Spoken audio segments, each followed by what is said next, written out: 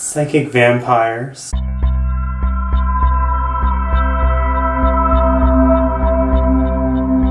Psychic vampires exist among us.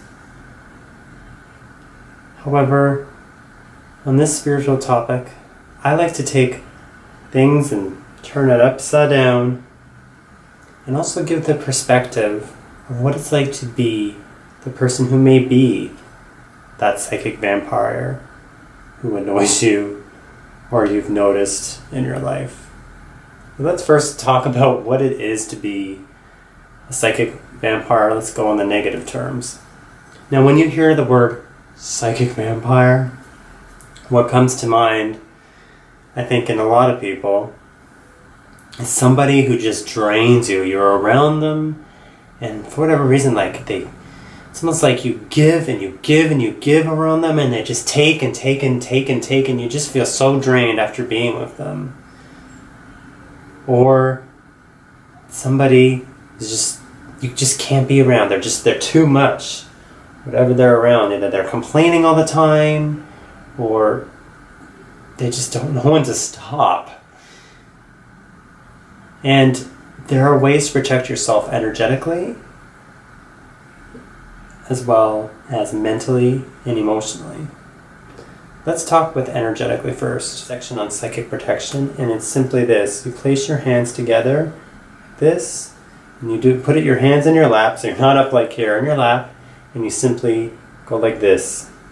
What you're doing is you're closing the circuit of the energy, and they cannot touch you. They can't. And if you have to believe it, you have to believe it and know it to be true, that they can't touch you. If you are in control of your energy, then you won't let them drain you. You won't let them drain you. But say you're around somebody who complains and they complains and complains. You can throw out a question. Let's look logic at this.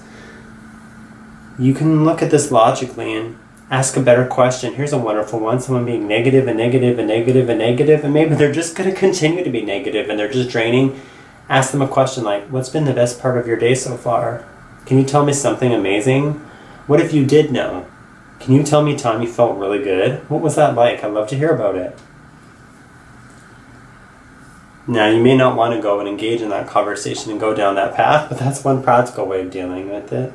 For me, what I've noticed is there are real psychic vampires out there, and then there are the ones who we label psychic vampires, but really they're just draining people, happy or unhappy. And I think that that's a distinction that's not always made, that sometimes they are happy, but they are draining. Let's go first with the stereotype of this psychic vampire, and that's somebody who's, again, negative, or they're just take, give me, me, it's all about me, it's all about me, it's all about me. It's okay to be about yourself. At least you care about yourself. It doesn't mean that they don't care about others. Sometimes they just don't know how. That doesn't mean you have to get sucked in. You can choose to focus on something else. You can sometimes even change the subject. Yeah, just be like, hey, isn't that beautiful, that day out? Or, I really love about this. And they still might go on and on. Like, oh, this coffee's terrible. Can you imagine that music they played last night? Oh, it was horrible. Every time we go there, can you believe people these days? Be like, you know what, I love life. I'm going to choose life. Choose life. Tell me something you do like. Sometimes you need to say that. I had to say that once at a coworker that was negative. I'm like, can you tell something you do like? And that snaps them out of it. That might be seen as rude, but I don't have a problem with that. You're just asking them, what do you like? Tell me your favorite food. What's your favorite color? Why do you get up today? Whatever, change the conversation. Somebody who might be a real psychic vampire. Here's some psychic vampire. Here's person, Mr. Cheshire Cat's the person who's not. Here's the psychic vampire. What they may be doing, I find more often the ones that are, and not always easy to tell, is consciously or unconsciously, most time unconsciously, draining, trying to grab or get literally the prana, the energy, the chi, the aura, around a person, the essence, and into the solar plexus chakra, and that area is usually, I've heard, where it goes. Goes into there, and it's like a high, like a drug, like and lifts them up. Lifts them up. And then sometimes the other person might feel a little bit tired and not really know why. Sometimes it comes in the astral, in your sleep. Sometimes they change themselves, the way they look. They look differently and appear differently. And they can come into your dreams, but they can't harm you. Even if they take energy from you, they can't harm you. They really can't. You might have beliefs otherwise, but no.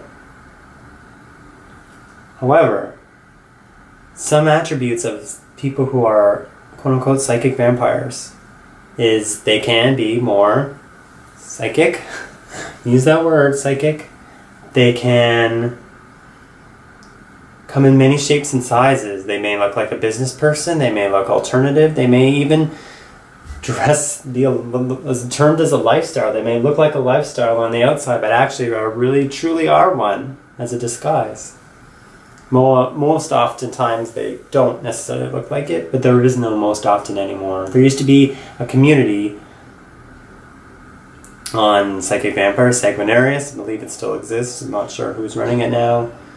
So don't look at these people as wrong or bad. This is my spin on it. They just feel, for whatever reason, some of them, that maybe in this life, the food and everyday things in life don't sustain them in the way that it sustains you. So maybe if you can use compassion, that's how you can also not be drawn by it. Be like, I'm feeling you need some energy. Now, if I'm speaking to someone here who's seeing this, who may be a psychic vampire, I'm not aware of it, what are the attributes you may discover? Well, even when you eat and you're not satisfied, you feel like a rush whenever you're with a crowd. Maybe it doesn't necessarily have to be a happy or a sad crowd. And when you're around them, you feed on it, and you may not even speak to them, but when you feel your energy rise, and you feel your almost like your awareness and your, maybe you feel even more psychic. You notice that you are psychic. Some of them are just sensitive. We don't have to use labels of vampire. You're just sensitive to energy. That's all it is. You're sensitive to energy. You feed it on it. You need it. You realize that it sustains you. And that's something that you enjoy. It doesn't have to be bad. You don't have to drain from other people to do these things. You can go into nature. You can, there's a really big place. I mean, a building, yes, everything in the life is energy. However, there's somehow, I believe and agree, that there's a pure vibe quality to the chi and the life force. I really feel the word life force of trees, the rocks, the moon, the stars, all these things. And drawing that in doesn't make you a bad person. It doesn't make you wrong that you sometimes feel like I want to have more energy than other people do. Mind your own energy. You can meditate. You can use Kundalini. There are many energy forms to make that happen. And these also can apply to people who aren't energy vampires. You can fill up yourself. Fill yourself up. And if you feel the need to take excess energy, maybe you're in a nightclub and you notice, ooh, there's lots of energy, and you're like, oh, I like some of that. Taken into you, there's nothing wrong with that. As long as you're not feeling bad about it. But to take from somebody else without their permission, probably not a good idea. Many reasons. Well, you're moving into free will, not a great place to go into that. And you might take on other qualities of somebody that you may not want to take on. Maybe you get to feel certain feelings and thoughts that they had that you go, this isn't mine, why am I thinking about this? And you realize, oh, it's them. So how do you protect yourself from a psychic vampire? You, like this, simply in your lap. You decide you won't let it happen anymore. You change the subject. You can walk away. Sometimes you do need to cut them off. And if you need to do that to make you feel good, then you do that. And you ask a better question of what are you feeling good about? What do you like? What energizes you? What food makes you feel good? What movies do you like? What songs do you love? And have fun with the energy that's around, and know that nobody can take it really away from you. It's actually an illusion. They may borrow some of it and take from it, but if everything is energy, then there's an unlimited amount of energy for us to take. It's just allowing us to let us sustain us more, allow it to happen, and decide that no one can take that away from you. Even if they try to, they're just borrowing and it gets recycled and you get energy from somewhere else. Look at it as a recycling plant. Maybe they take the energy you don't need anymore. Oh, that's done. And even the excitement. Okay, I'm done. And they go, I like some of that. And they take that. It doesn't make it wrong. It doesn't make it bad. We all live here together on Earth. But the way you deal with psychic vampires and negative people, change the conversation to something positive. Not make it all about them. Talk on about things that are bigger. And for those who know that they are a really true psychic vampire, just find other sources to gain energy from and know that you can sustain yourself. Even if you think that you can't, just find more ways to do it. And enjoy the abilities that you have. Enjoy that you will want to be sustained, that you want to ask for more. That food is wonderful, but you know that there's more. There is an energy to life, and that you love that. You want to eat life. And that there's nothing wrong with wanting to feel, sense, be more, and knowing that that makes you feel amazing. And that anybody can have that. And it doesn't make you wrong. It just makes you human. Playing with energy can be fun. Psychic vampires don't have to take from you. You can say, please don't. Do not come from here. If you say, I do not give you permission to do that. If you say somebody out there who's negative you work with, I do not give you permission to do this way. What you're doing, I do not accept that. And I'm asking you to stop. You can say that to someone. I appreciate that you have the things going on for you, but I'd like to stop. Instead, focus on this. I'd like to stop and I'd like to focus on the job at hand, or I'd like to focus on this. And if they're not going to do that and they listen, then you just do it anyway. Don't wait for their permission to feel good. Don't wait for them to say, let them drain it. Just be like, nope. With the intention it won't bother you anymore. And you will create what you want. And with that, I wish you an amazing, magical day.